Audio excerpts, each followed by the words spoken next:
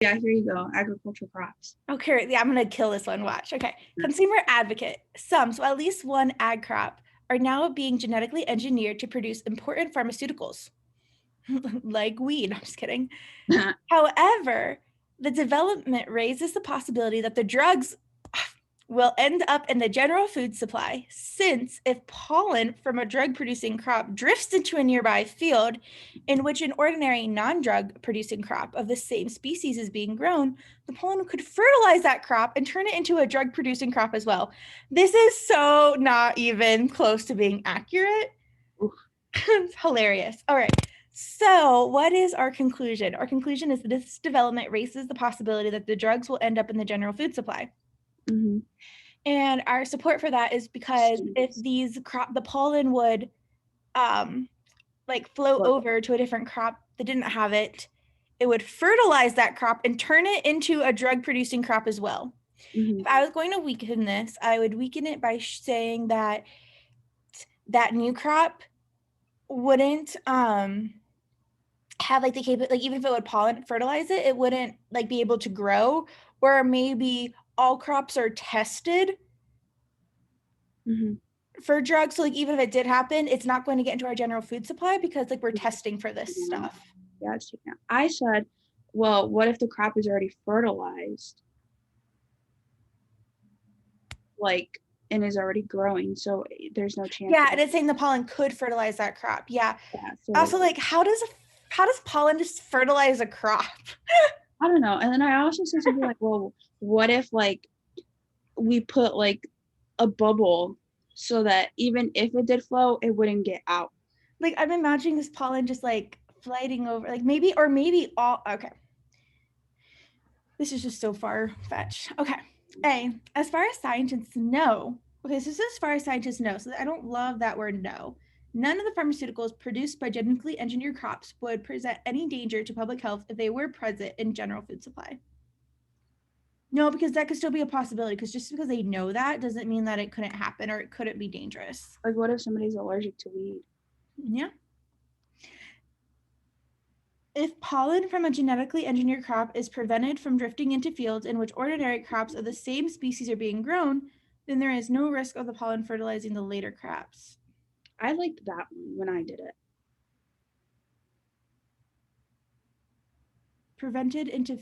Is prevented from drifting into fields in which ordinary crops of the same species are being grown.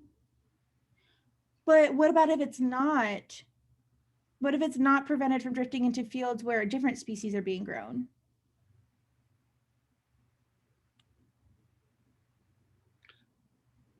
But my thing, I didn't care about that because I was like, well, if it can't get out, it doesn't even matter because it can't get out. It doesn't matter what type of crop because right, but it doesn't tell. Like, I just don't like that it doesn't tell us that specifically. Let's leave it open. Okay. The genetically engineered crops that produce pharmaceuticals are not among the crop species that compromise the largest portions of the general food supply. I don't like that, but let me see the possibility. Yeah, because we just say end up. We don't say end up like killing everybody. Yeah, also because like there's still a proportion of it. It might not be big, but there's still. Yeah, it could still happen. Yeah. In crops genetically engineered to produce pharmaceuticals, the drugs are not present in any part of the plant. Oh, used for food in ordinary crops of the same species. I like that one so far. Okay. If pollen from a drug-producing crop turned an ordinary crop of the same species into a drug-producing crop, it would be possible for scientists to identify. Yeah, but what if scientists aren't there to do it? So yeah, I like D. Can you explain D to me? Yes. So it's saying that in the genetically engineered crops that are producing the pharmaceuticals, the drug part is not the part that's being used for food. So it's being removed. So think about like if you have like a corn husk, they're like removing the husk and just having the corn kernels. Say like the husk was drugs. Okay. And so like no matter what, you're removing the drug part. In what, in the food or in the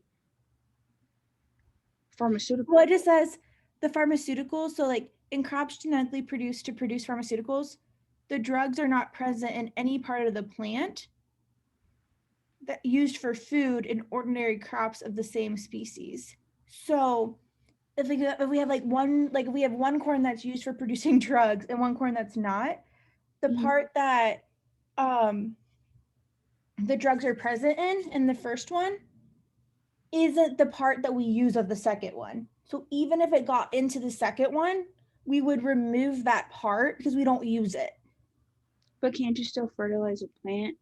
Right, but I'm saying it wouldn't get into the food supply because we're removing that part and we don't use it for food. Oh,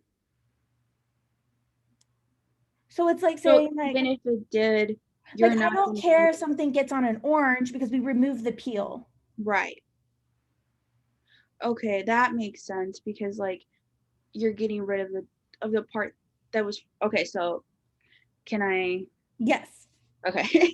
So back to the corn part, it's like let's say we have a plant of corn that we grew to be used for food, but the biochemistry lab had their particles come out and it fertilized our crop of corn, but it only fertilized the husk, and people don't eat husk. We are only picking the actual corn part to eat, so we're leaving behind the drug fertilized part of the plant. Yes. And even if it fertilized, this is probably too specific for the question, even though it fertilized the crop, the part that the drugs would grow in are Mhm. not the part that we use. So it's totally fine.